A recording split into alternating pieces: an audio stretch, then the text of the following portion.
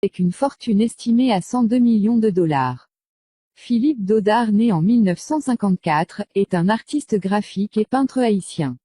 Né à Port-au-Prince, Dodard a travaillé comme illustrateur publicitaire. Ses œuvres ont été exposées dans toute l'Europe et les Amériques. Il a reçu le premier prix de dessin au séminaire junior du Collège Saint-Martial en 1966. Il a étudié à l'école d'art Poteau-Mitan avec Jean-Claude Tiga Garout, Patrick Villers et Frido Casimir. En 1973, il entre à l'Académie des Beaux-Arts.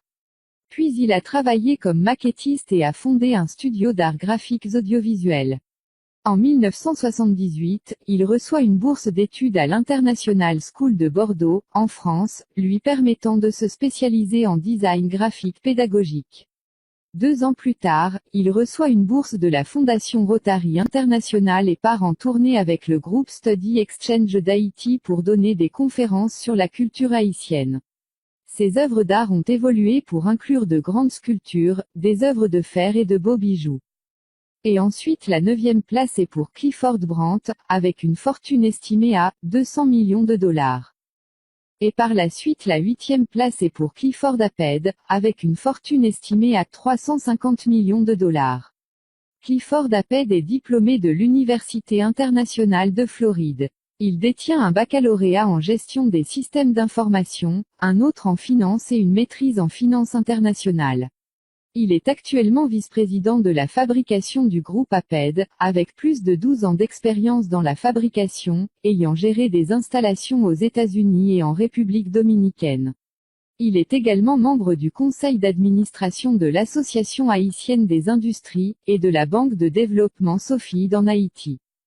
Et la 7e place est pour Éric Jean-Baptiste, avec une fortune estimée à 500 millions de dollars. Et la 6e place est pour Marc-Antoine Accra, avec une fortune estimée à 600 millions de dollars.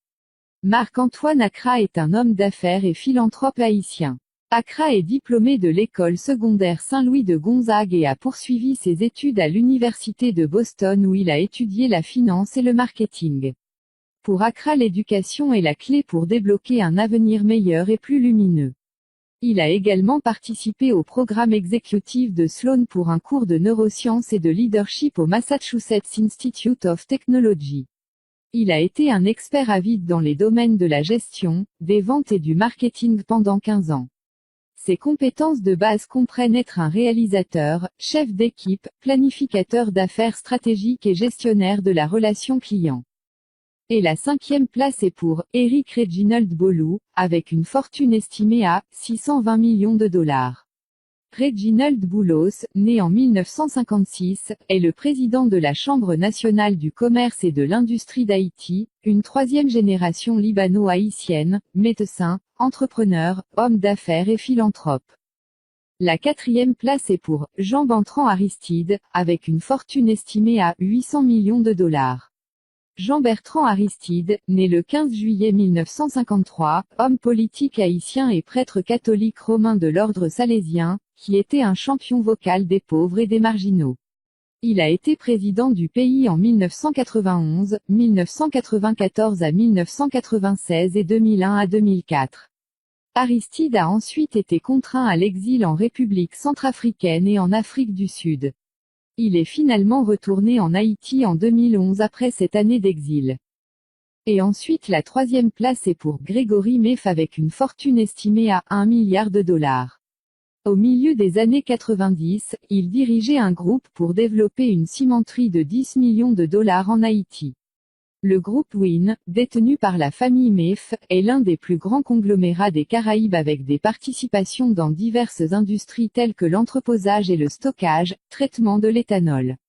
Les propriétés de Win comprennent Chodkoza, le plus grand parc industriel et commercial privé en Haïti, Vare Terminal, le plus grand terminal d'expédition de marchandises diverses privées, Wineco, la plus grande installation de stockage en vrac liquide et maintenant la zone franche des West Indies en construction, un parc manufacturier de 1,2 million de pieds carrés, d'une superficie de 45 millions de dollars, situé dans le nord de Port-au-Prince, entre autres entreprises.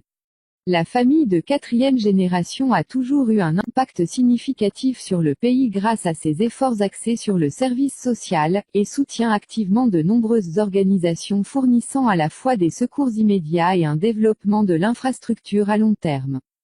Et par la suite la deuxième place est pour Gilbert Bidjo, avec une fortune estimée à 2 milliards de dollars.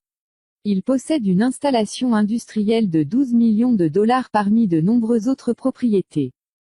Nous sommes arrivés à la tête de notre classement et enfin la première place est pour Denis O'Brien. La personne la plus riche en Haïti est l'Irlandais Denis O'Brien qui a fait des milliards grâce à Digicel. Digicel est le plus grand opérateur de télécommunications d'Haïti et le premier investisseur d'Haïti.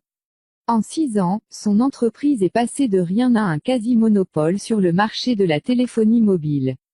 Même s'il ne vit pas en Haïti, quand il est là, il est facilement l'homme le plus riche avec une valeur nette personnelle de 6,8 milliards de dollars.